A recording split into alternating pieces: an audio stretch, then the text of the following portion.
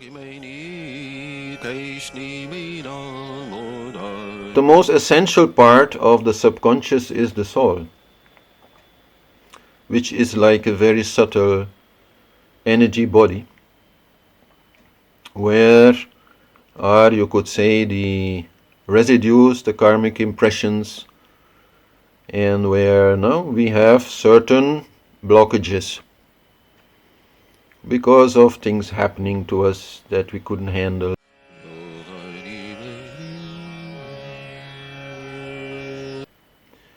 Whatever problems are there in the soul, they also interact within the spiritual world with other souls.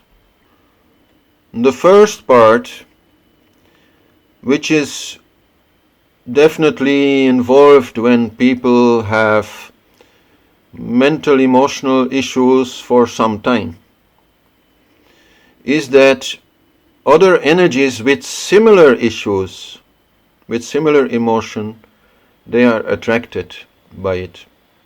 So then in spiritual healing, that is the first thing to do, to try to remove those other energies which are connected to you through certain energy channels called nadis.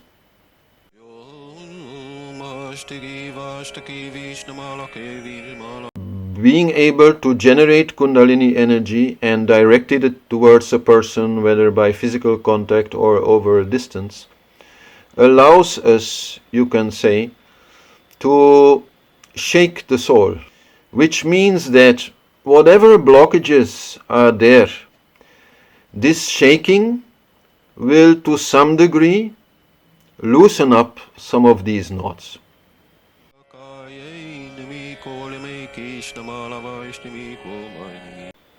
To put it simply, you can say that everything which happens has a physical component, a mental emotional component, and a spiritual component. If things are short-lived, then we don't even need to think about the spiritual thing. Like a common cold, it'll just go, but if it becomes a chronic cold, many people have, then there is also some spiritual energy related to it. And so then also spiritual healing can help, and might be that one thing which was before missing in order to solve it.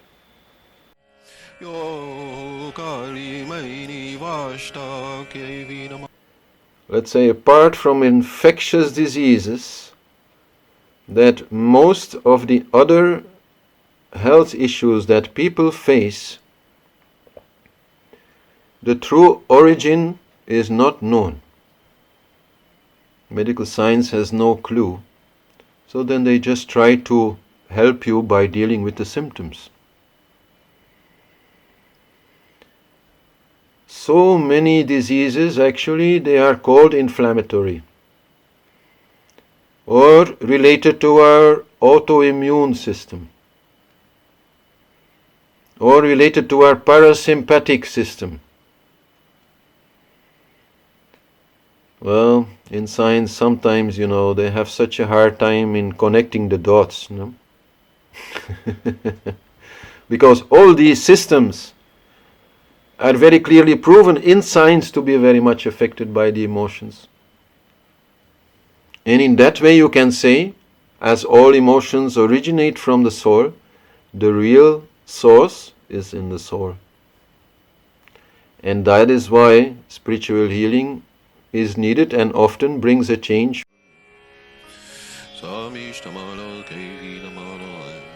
You need some association with a higher energy who has a lot of authority in the spiritual world, and who will then come and remove this by their power. It's only in that tradition anyhow, through the power of meditation, mantra, that we gain a connection in the spiritual world, which then allows this healing. No, I say this very often when I do a healing, I'm actually not the one doing it. No, I get help.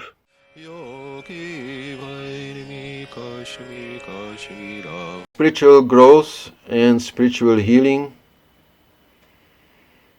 is the same, right?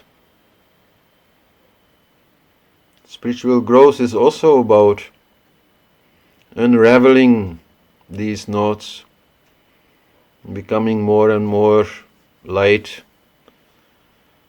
and having less luggage dragging us down and affecting our emotions.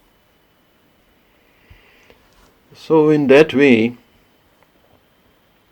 spiritual healing has an important role to play, and especially whenever really people feel blocked.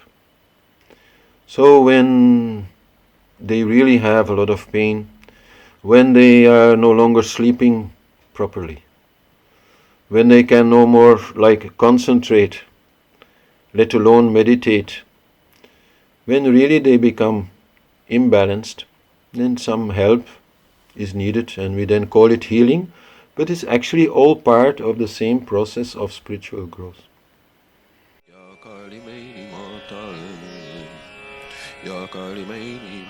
I would say more than half of the people who come to me for healing, they don't believe in it.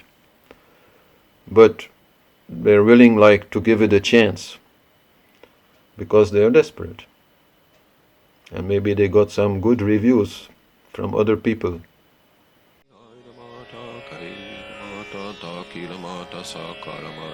The main thing to understand there is that in the spiritual world there is no distance.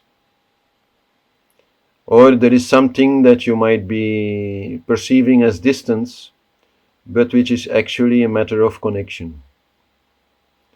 The more connected you are to somebody, the more close you are in the spiritual world. For the healer to be able to reach somebody over a long distance, it is a matter of connection. And so then, some interaction usually is needed. These days, a video call, so that I can kind of connect to this person from the heart.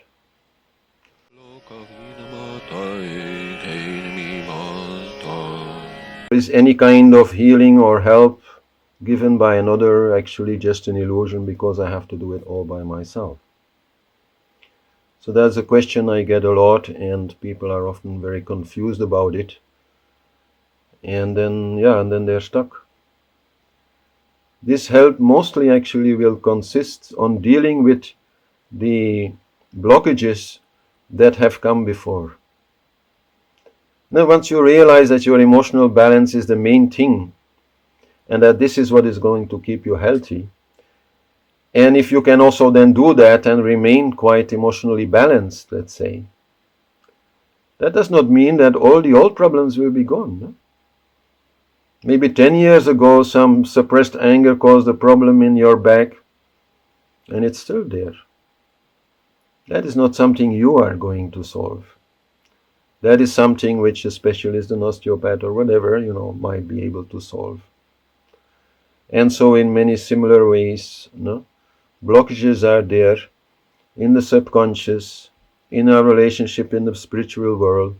So sure, it's all your own doing. You are responsible. But please, there are people who can also really help you. We should never think that we are in this all alone.